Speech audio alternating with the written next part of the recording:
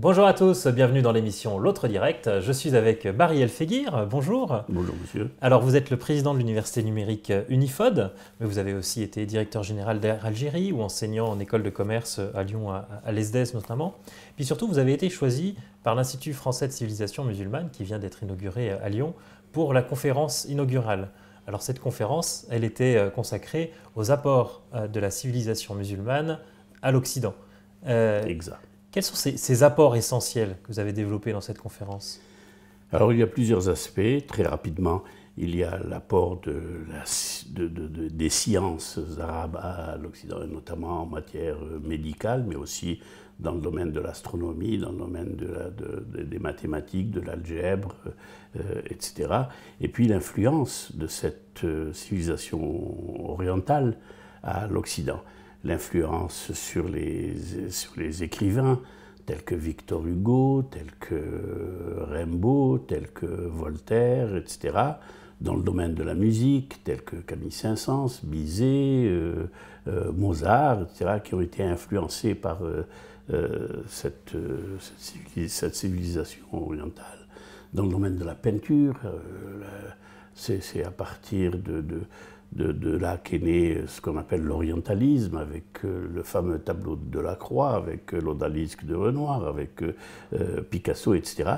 Donc les influences qu'a pu avoir cette civilisation musulmane, donc il s'agit bien du plan culturel et non pas du plan religieux, sur le mode de vie, sur la vie occidentale. Et pourquoi avoir choisi cette thématique pour la conférence inaugurale? Parce que c'est l'un des objectifs de cet Institut français de civilisation musulmane, c'est de faire connaître la civilisation musulmane et surtout qu'il n'y ait pas de confusion dans l'esprit des Occidentaux entre civilisation musulmane et islam. Mais cette conférence s'adresse à qui? Elle s'adresse, j'allais dire, au commun des mortels, toute personne qui pourrait être intéressée par les connaissances de l'évolution de cette civilisation peuvent bénéficier de ces informations que va communiquer tout au long de sa vie cet Institut français de civilisation musulmane. Et alors, il y a une petite ambiguïté dans la question, dans le titre de la conférence. Finalement, vous vous définissez comme occidentaux? Vous savez que le Maghreb signifie Occident en arabe. Donc il y a une partie des musulmans qui sont occidentaux et une autre partie qui est orientale. Et donc là, l'idée, c'était d'appuyer sur la dimension occidentale? Ah non, pas du tout. Non.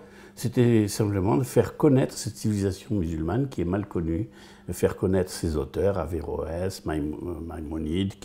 Alors, ce n'est pas une question de religion, puisque Maïmonide est juif, par exemple, mais il fait partie de la civilisation musulmane, il est compris dans cette civilisation musulmane.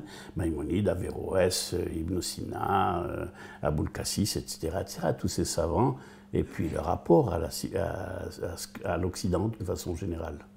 Alors, vous venez de créer Unifod, qui est une université numérique basée en Suisse, et une université qui est destinée à tous les francophones, principalement d'Afrique, oui, pour permettre un enseignement à distance. Vous visez quel public?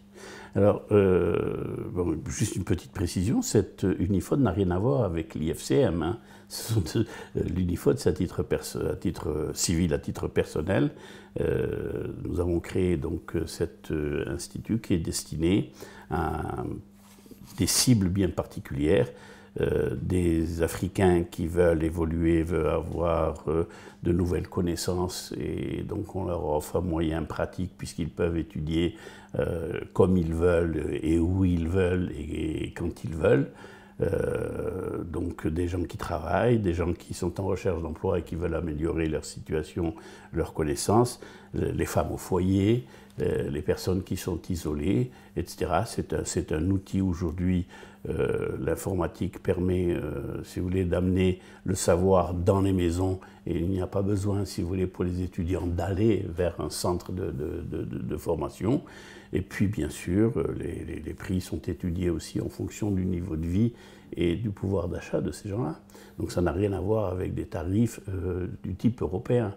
Et ça permet, si vous voulez, à des gens qui, dans leur pays, acquérir les connaissances qu'ils souhaitent avoir sur place. Les connaissances et les diplômes aussi. Et les diplômes, puisque nous avons aussi bien, il y a des formations diplômantes que des formations qualifiantes et même la formation continue. Alors au niveau diplôme, nous avons donc l'équivalent de ce qu'on appelle le bachelor, puisque cette société de droit suisse, cette université de droit suisse, donc des bachelors, des masters et des MBI.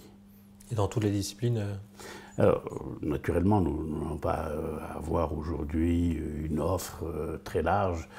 Nous avons un bachelor donc en business international. Nous avons un master en management de projet et d'organisation.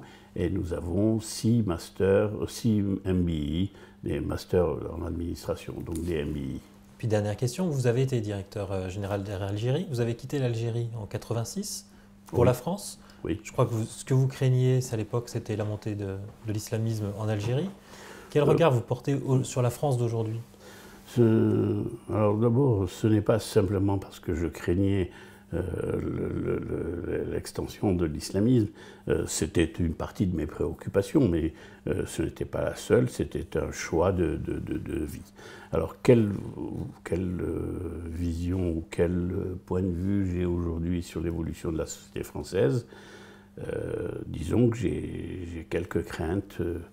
Il y a certains des amalgames qui sont faits. On confond islam politique, intégrisme, etc., et islam tout court.